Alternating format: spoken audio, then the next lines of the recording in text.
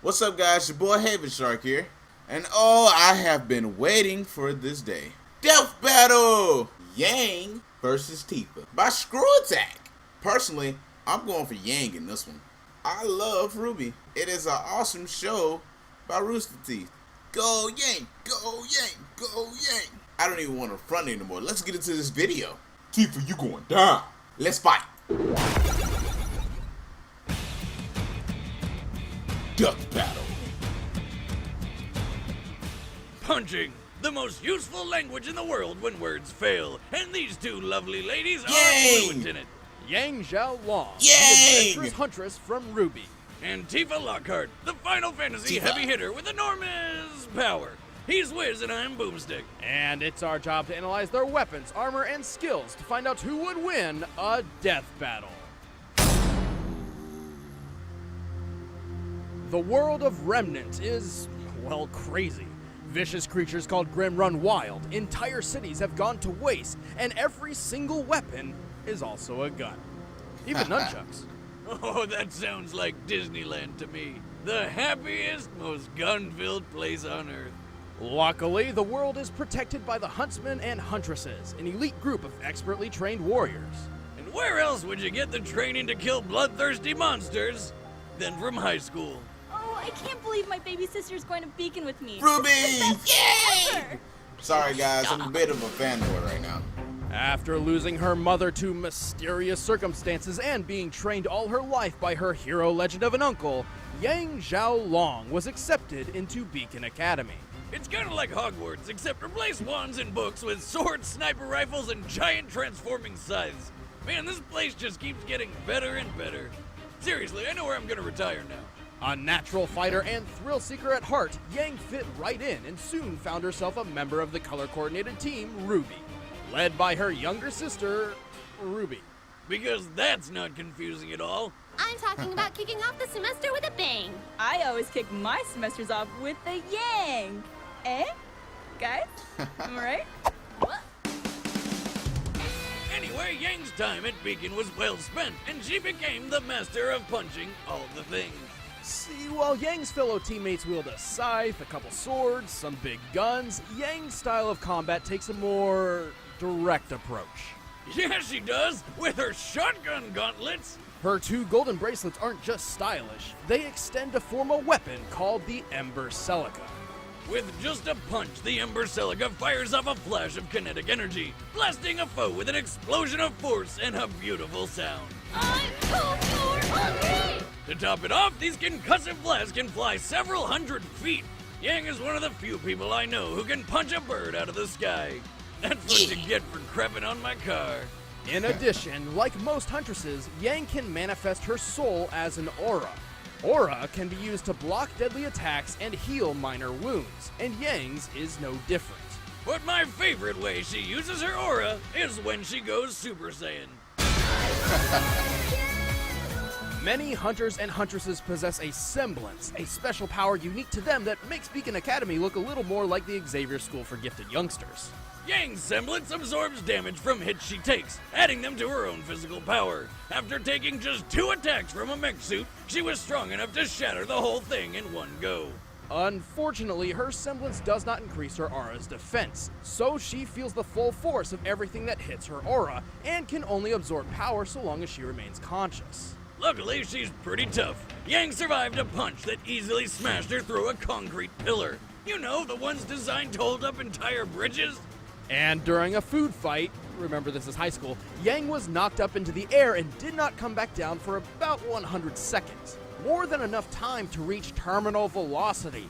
This means upon landing, she took an impact of nearly 50 tons of force. And stood right back up like it was nothing. Ah, what a waste of good Yang! food. Despite this, Yang can only take so much. Her aura has a limit, as does her short temper. Pushing both of these too far leaves her extremely vulnerable. Like when this ice cream lady knocked her out because Yang had been fighting monsters all day with no sleep. It's also worth noting Yang is less adaptable when fighting against foes specializing in kicks.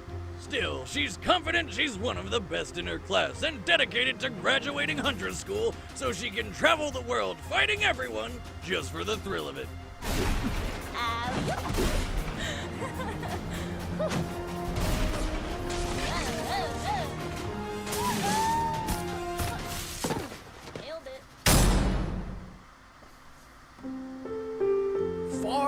west on the planet Gaia lies a small mountain village called Tifa. Nibelheim.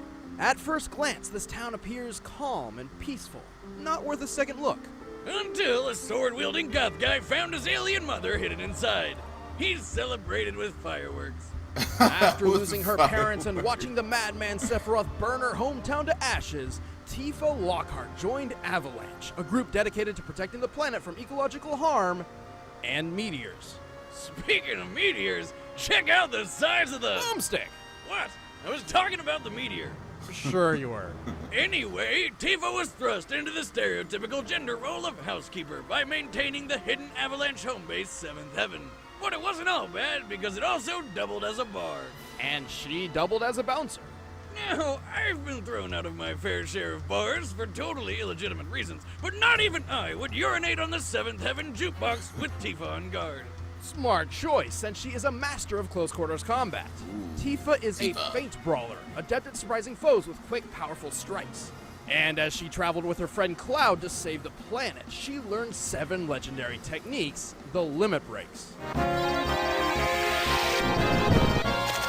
Accessing her inner gambler, Tifa's limit breaks include rapid-fire punches, explosive throwdowns, and summoning dolphins who uppercut people?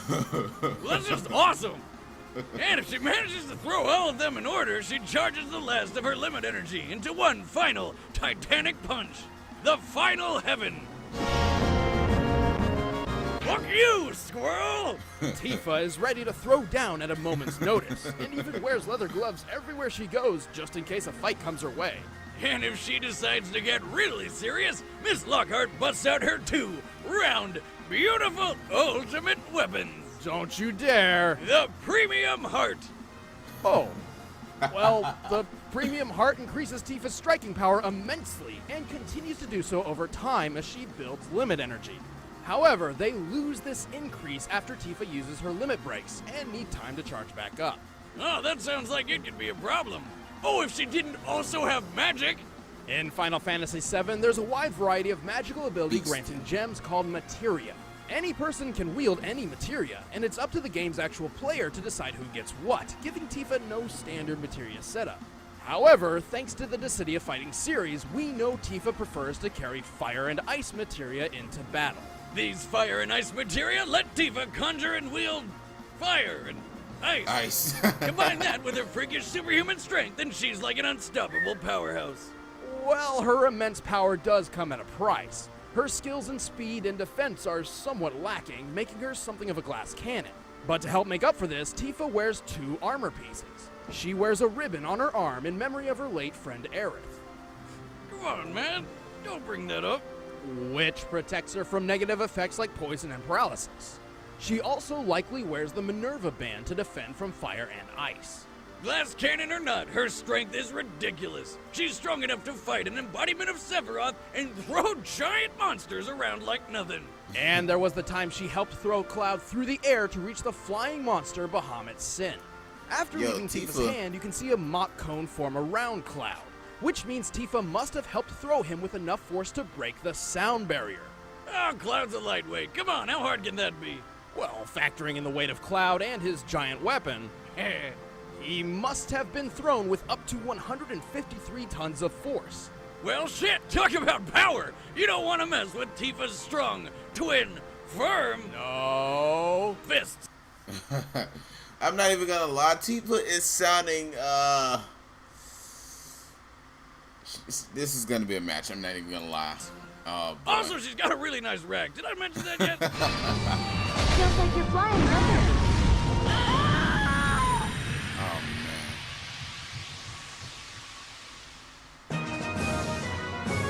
This is gonna be... All done. All right, the combatants are set. Let's end this debate once and for all. It's time for a death battle!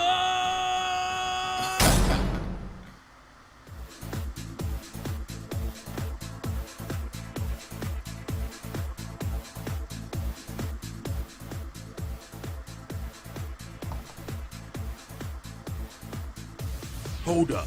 Let me see some ID.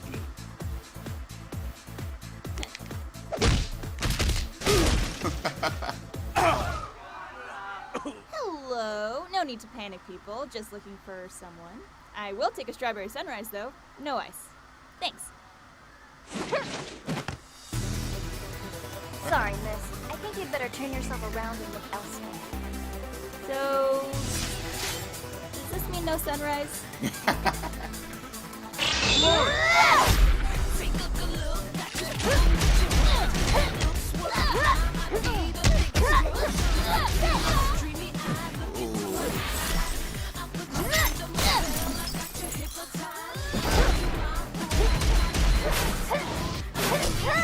Having fun? I sure am. Don't mock me!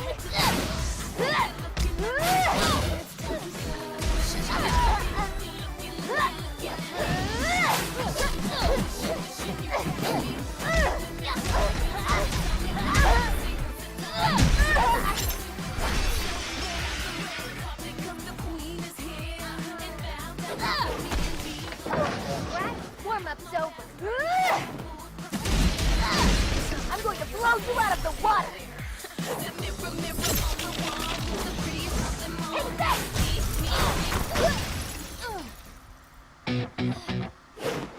Come at me, and you'll see I'm more than meets the eye.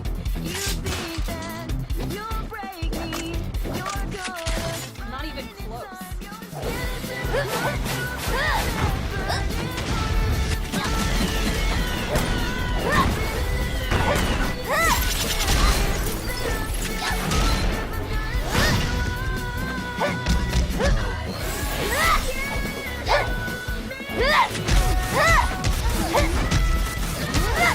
You're going down!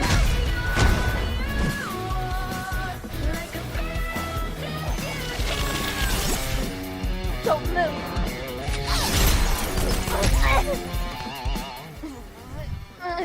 All right. Let's see if you can keep up with this. She got a lot more arsenal.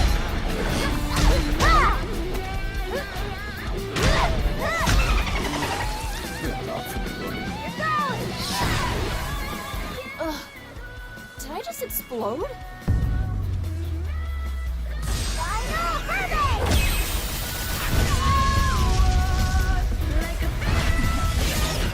What in the world?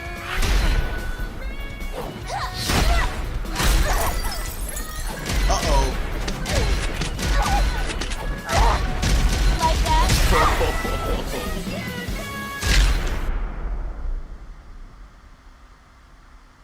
Nailed it. Yeah! Go Yang! Cross another potential wife off the list. Tifa was naturally stronger and more experienced than Yang, but Yang's semblance quickly turned all Tifa's power against her.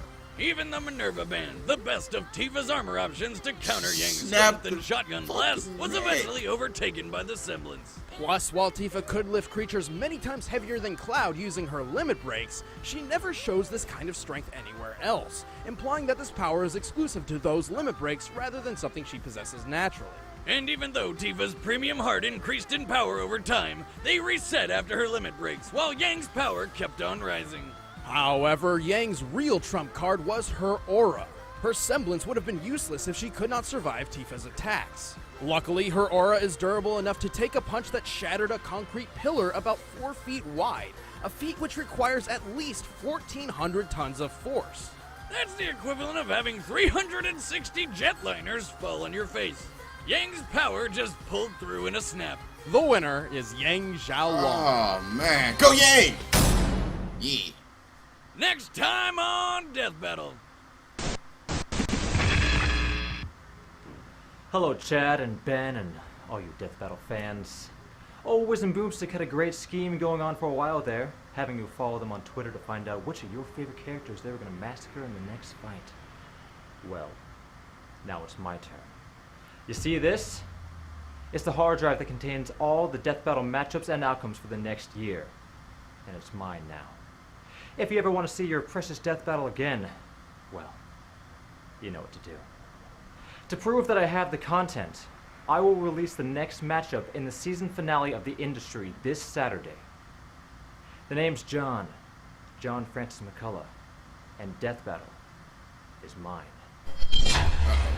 Well, guys, as you've seen, I'm super ecstatic that Yang won. Team Yellow. I knew from the beginning she was gonna win, right? But ScrewAttack is great when it comes to matchups between two characters. So you guys should definitely go follow them. Talk in their comments, and just maybe they'll match up your characters. A good one I want to see is, I think, Sephiroth versus Shishomaru or something like that.